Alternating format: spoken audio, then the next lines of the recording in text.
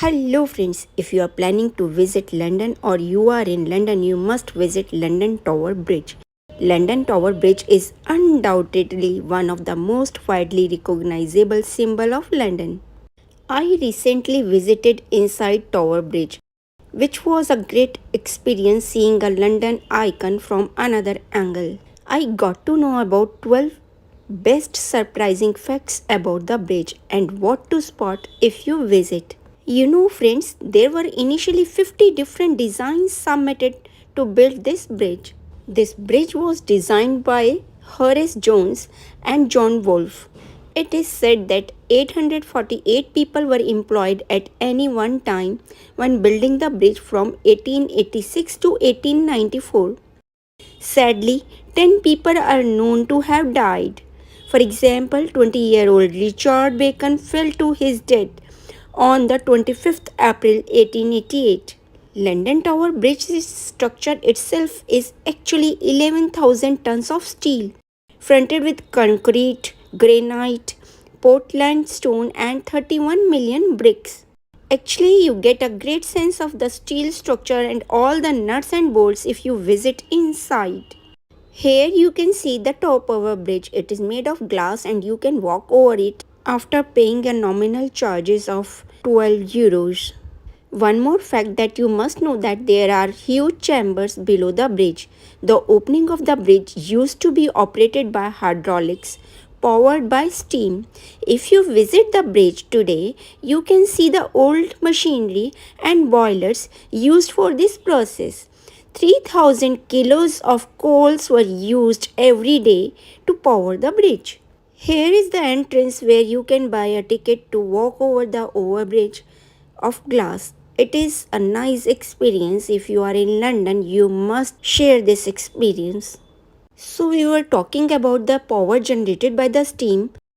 That steam would turn cogs attached to the back of the bascule. The 1200-ton weights on the bascules would be raised and lowered in huge chambers under the towers to operate the arms, allowing it to open and close. When the tower bridge first opened, it would be raised 20-30 times a day.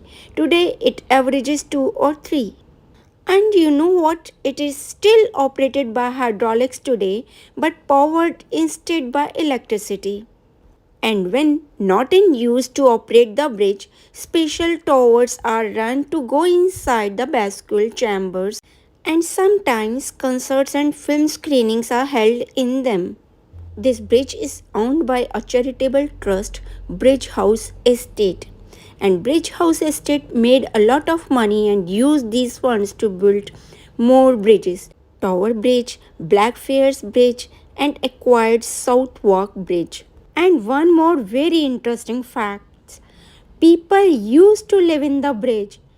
Up until the early 1900s, the bridge master used to live in the south abutment and his deputy in the north abutment. A house was eventually built in the early 1910 on Tower Bridge Road for the bridge master, and lot of the key bridge workers were housed nearby. One more interesting fact. It used to have its own mortuary. Yes, it's true.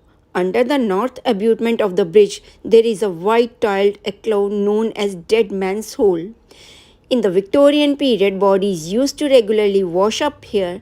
A mortuary was therefore built here to lay out the bodies, ready to be claimed. It is located behind a wooden door. If you come here, you must see this. And you know what? It is the birthplace of Royal Parachute Regiment. In 1917, a stunt was performed by an eccentric member of the Royal Flying Corps, Thomas Hans Audley Lee. He jumped from the bridge with what was essentially a homemade parachute and landed safely in the Thames. And his aim of demonstrating the effectiveness of parachute was a success, and he was put in charge of the newly formed parachute company. It is still a question that London's highest red light district is the London Tower Bridge. When the bridge first opened, it was thought that people walking over would not want to wait for the bridge to open. The towers and walkways were therefore open for foot traffic. The bridge was always quick to open and close, however, 60 seconds to fully open, and the walkways were rarely used. The walkways were closed in 1910 right up until 1984. Some people say that it is due to them getting a reputation for prostitution and pickpocketing, although there is potentially no truth to this. Now, you can walk across the western walkway as part of Inside Tower Bridge experience. It has a glass floor that looks right down to the road. One more thing that you must notice when you are walking over it. As you walk towards Tower Bridge from the northern approach, you will notice something a bit strange. One of the lampposts is missing a lamp. That is because it is not actually a lamppost. It is a chimney. It used to link to a coal fire in the guard's room underneath. But since 1956, Clean Air Act passed and it has gone unused. When I walked here, I heard a story. A bus once tried to jump the gap. Yes, on 30th of December 1952, a watchman forgot to stop traffic as the bridge opened. Albert Gunter, a driver of the 78 bus, was on the south side. As the bridge started to open, he decided to accelerate. It was a 6 feet drop onto the north section of the bridge, but he cleared it and landed relatively safely. The driver broke his leg and 12 passengers sustained minor injuries. Albert was given a day off and a €10 bonus for his bravery. Isn't it very nice story?